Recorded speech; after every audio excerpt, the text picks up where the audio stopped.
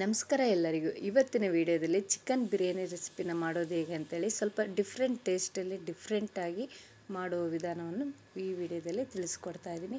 ಈ ವಿಡಿಯೋ ನಿಮ್ಗೆ ಇಷ್ಟವಾದರೆ ಲೈಕ್ ಕೊಡಿ, ಸಬ್ಸ್ಕ್ರೈಬ್ ಮಾಡಿ, ನಿಮ್ಮ ಫ್ರೆಂಡ್ಸ್ಗೆಲ್ಲ ಶೇರ್ ಮಾಡಿ. ದಯವಿಟ್ಟು ಈ ವಿಡಿಯೋನ ಸ್ಕಿಪ್ ಮಾಡದೆ ಕೊನೆ ತನಕ ನೋಡಿ.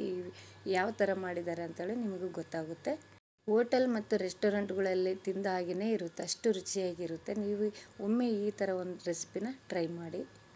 ಈ ಥರ ಬಿರಿಯಾನಿನ ನೀವು ಮನೆಯಲ್ಲಿ ಮಕ್ಕಳಿಗೆ ಮಾಡ್ಕೊಂಡು ಕೊಟ್ಟರೆ ವಾರಕ್ಕೊಮ್ಮೆ ಆದ್ರೂ ಈ ಥರ ಬಿರಿಯಾನಿ ಮಾಡಿಕೊಡಿ ಅಂತ ಕೇಳ್ತಾರೆ, ಅಷ್ಟು ರುಚಿಯಾಗಿ ಬರುತ್ತೆ. ನೀವು ಒಮ್ಮೆ ಟ್ರೈ ಮಾಡಿ.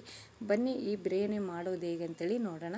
ನಾನು 1 kg ಚಿಕನ್ ತೊಗೊಂಡಿರೋದು, ಒಂದು 3 ಟೇಬಲ್ ಸ್ಪೂನಷ್ಟು ಬಿರಿಯಾನಿ ಪೌಡರ್, ಏಲಕ್ಕಿ, ಮೆಣಸು, ಗೋಡಂಬಿ, ಒಂದು ಪಲಾವ್ದ ಎಲೆ, 1 ಟೇಬಲ್ ಸ್ಪೂನಷ್ಟು ಸೋಂಪು, ಒಂದು 3-4 ಮೊಗ್ಗು ಅಂದರೆ ಲವಂಗ ಅಂತಾರಲ್ಲ ಅದು, ಇಷ್ಟು ತೊಗೊಂಡಿರೋದು. ನಿಮ್ಗೆ ಎಕ್ಸ್ಟ್ರಾ ಬೇಕಂದರೆ ತೊಗೋಬೋದು. ಹಸಿಮೆಣ್ಸಿನ್ಕಾಯಿ, ಟೊಮೊಟೊ, ಈರುಳ್ಳಿ, ಕೊತ್ತಂಬರಿ.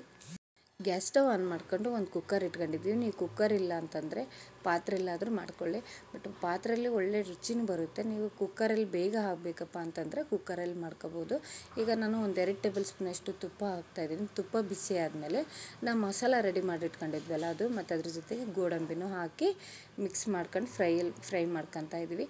ಈ ಫ್ರೈ ಆದಮೇಲೆ ಅಂದರೆ ಸ್ವಲ್ಪ ನೋಡಿ ಈ ಕಲರ್ ಬಂದರೆ ಸಾಕು. ಇದಕ್ಕೆ ನಾನು 1 kg ಅಷ್ಟು ಚಿಕನ್ ತೊಗೊಂಡಿದ್ದೆ, ಅದನ್ನ ಚೆನ್ನಾಗಿ ನೀರಲ್ಲಿ ವಾಶ್ ಮಾಡ್ಕೊಂಡು ಹಾಕ್ತಾಯಿದ್ದೀನಿ. ಈಗ ಇದಕ್ಕೆ ನಾನು ಸ್ವಲ್ಪ ಮಿಕ್ಸ್ ಮಾಡಿಬಿಟ್ಟು, ಅಂದರೆ ಜಾಸ್ತಿ ಮಿಕ್ಸ್ ಮಾಡೋದೇನು ಬೇಡ, ಸ್ವಲ್ಪ ಮಿಕ್ಸ್ ಮಾಡ್ಕೊಂಡು ಟೇಸ್ಟಿಗೆ ತಕ್ಕಷ್ಟು ನೀವು ಉಪ್ಪು ಹಾಕ್ಕೋಬೋದು. ನಾನು ಪುಡಿ ಉಪ್ಪಾದರೂ ಇಲ್ಲ ಕಾಳು ಉಪ್ಪಾದರೂ ಹಾಕ್ಕೋಬೋದು. ನಾನು ಪುಡಿ ಉಪ್ಪು ಹಾಕ್ತಾಯಿದ್ದೀನಿ 1 ಟೇಬಲ್ ಸ್ಪೂನಷ್ಟು. ಉಪ್ಪು ಹಾಕಿಬಿಟ್ಟು ಮಿಕ್ಸ್ ಮಾಡ್ಕೋಬೇಕು, ಚಿಕನ್ನಿಗೆಲ್ಲ ಹತ್ತಬೇಕಲ್ಲ, ಹಾಗಾಗಿ ಚೆನ್ನಾಗಿ ಮಿಕ್ಸ್ ಮಾಡಬೇಕು. ನಾನು ಒಂದು 1/4 ಕಪ್ನಷ್ಟು ಹಸಿಮೆಣ್ಸಿನ್ಕಾಯಿನ ಕಟ್ ಮಾಡಿ ಇಟ್ಕೊಂಡಿದ್ದೆ, ಅದನ್ನು ಹಾಕ್ತೀನಿ. ನೀವು ಹಸಿಮೆಣ್ಸಿನ್ಕಾಯಿ ಬೇಡ ಅನ್ನೋರು ಖಾರ ಪುಡಿ ಬಳಸ್ಕೋಬೋದು. ಈಗ ನೋಡಿ ಹಸಿಮೆಣ್ಸಿನ್ಕಾಯಿ ಹಾಕಿದ್ದೀನಿ, 1 ಕಪ್ನಷ್ಟು ಈರುಳ್ಳಿ, 1 ಕಪ್ನಷ್ಟು ಟೊಮೊಟೊ, ಸ್ವಲ್ಪ ಕೊತ್ತಂಬರಿನ ಹಾಕ್ತಾಯಿದ್ದೀನಿ. ನೀವು ಕೊತ್ತಂಬರಿ ಜೊತೆಗೆ ಪುದೀನೂ ಹಾಕ್ತೀವಿ ಅಂತಂದರೆ ಆ್ಯಡ್ ಮಾಡ್ಕೊಳ್ಳಿ, ಚೆನ್ನಾಗಿರುತ್ತೆ. ಚೆನ್ನಾಗೆಲ್ಲ ಮಿಕ್ಸ್ ಮಾಡ್ಕೋಬೇಕು. ಮಿಕ್ಸ್ ಆದ್ರೇ ಒಳ್ಳೆ ರುಚಿ ಬರುತ್ತೆ. ಇದು ನೋಡಿ ಈ ಮೆಥಡಲ್ಲಿ ನೀವು ಒಮ್ಮೆ ಟ್ರೈ ಮಾಡಿ, ಸಖತ್ತಾಗಿರುತ್ತೆ. ನೀವು ಇದೇ ಥರ ನೀವು ವಾರಕ್ಕೊಮ್ಮೆ ಆದ್ರೂ ಟ್ರೈ ಮಾಡ್ಕೊಂಡು ತಿಂತೀರ, ಅಷ್ಟು ಚೆನ್ನಾಗಿ ಬರುತ್ತೆ. ಈ ಥರ ಟ್ರೈ ಮಾಡಿದರೆ ಚೆನ್ನಾಗಿ ಮಿಕ್ಸ್ ಮಾಡ್ಕೋಬೇಕು. ಮಿಕ್ಸ್ ಆದಮೇಲೆ ನಾವು ಒಂದು 3/4 ಟೇಬಲ್ ಸ್ಪೂನಷ್ಟು ಅರಿಶಿನ ಪುಡಿ ಹಾಕ್ತಾಯಿದ್ದೀನಿ. ನೀವು ಇದೇ ಟೈಮಲ್ಲಿ ಹಾಕ್ಕೊಳ್ಳಿ, ಚೆನ್ನಾಗಿರುತ್ತೆ. ಅರಿಶಿನ ಪುಡಿ ಹಾಕಿದರೆ ಬ್ಯಾಕ್ಟೀರಿಯಾ ಎಲ್ಲ ಕಿಲ್ ಆಗುತ್ತೆ. ಕಂಪಲ್ಸರಿಗೆ ನೀವು ಚಿಕನ್ನಿಗೆಲ್ಲ ಅರಿಶಿನ ಪುಡಿ ಹಾಕಲೇಬೇಕು. ನಾನು ಅರಿಶಿನ ಪುಡಿ ಹಾಕಿ ಆದಮೇಲೆ ಶುಂಠಿ ಬೆಳ್ಳುಳ್ಳಿ ಪೇಸ್ಟ್ 1 ಟೇಬಲ್ ಸ್ಪೂನಷ್ಟು ಹಾಕಿ, ಒಂದು 3 ಟೇಬಲ್ ಸ್ಪೂನಷ್ಟು ಚಿಕನ್ ಬಿರಿಯಾನಿ ಮಸಾಲ ಹಾಕ್ತಾಯಿದ್ದೀನಿ. ನೀವು ಇದೇ ಟೈಮಲ್ಲಿ ಹಾಕ್ಕೋಬೋದು. ಹಾಕ್ಕೊಂಡು ಚೆನ್ನಾಗಿ ಮಿಕ್ಸ್ ಮಾಡ್ಕೋಬೇಕು. ಮಿಕ್ಸ್ ಮಾಡಿ ಒಂದು 5 ನಿಮಿಷ ಬೇಯಕ್ಕೆ ಬಿಡಬೇಕು. ಚೆನ್ನಾಗಿ ಬೆಂದ್ರೇ ಉಪ್ಪು ಖಾರ ಎಲ್ಲ ಚೆನ್ನಾಗಿ ಹತ್ತುತ್ತೆ ಚಿಕನ್ನಿಗೆ, ಒಳ್ಳೆ ಟೇಸ್ಟ್ ಬರುತ್ತೆ. ನೋಡಿ ಈಗ ನಾವು ಒಂದು 2 ಲೋಟದಷ್ಟು ನಾನು ಅಕ್ಕಿ ತೊಳೆದಿಟ್ಟಿದ್ದೆ. 2 ಲೋಟದಷ್ಟು ಅಕ್ಕಿಗೆ 4 ಲೋಟದಷ್ಟು ನೀರು ಹಾಕ್ತೀನಿ. ಈಗ ನೋಡಿ ವಾಶ್ ಮಾಡಿರೋಂಥ ಅಕ್ಕಿನೂ ಹಾಕ್ತಾಯಿದ್ದೀನಿ. ನಿಮ್ಮ ಮನೇಲಿ ಯಾವುದು ಡೈಲಿ ರೆಗ್ಯುಲರಾಗಿ ಯಾವ್ದು ಬಳಸ್ತೀರೋ ಅದೇ ಅಕ್ಕಿನೇ ಬಳಸಿಬಿಟ್ಟು ಮಾಡಿ. ಬಾಸ್ಮತಿಯಲ್ಲೇ ಮಾಡಬೇಕು ಅದೇ ಮಾಡ್ಬೇಕಂತ ಏನಿಲ್ಲ, ನಿಮ್ಮ ಮನೇಲಿ ಯಾವುದಿರುತ್ತೋ ಅದರಲ್ಲೇ ನೀವು ಒಮ್ಮೆ ಟ್ರೈ ಮಾಡಿ.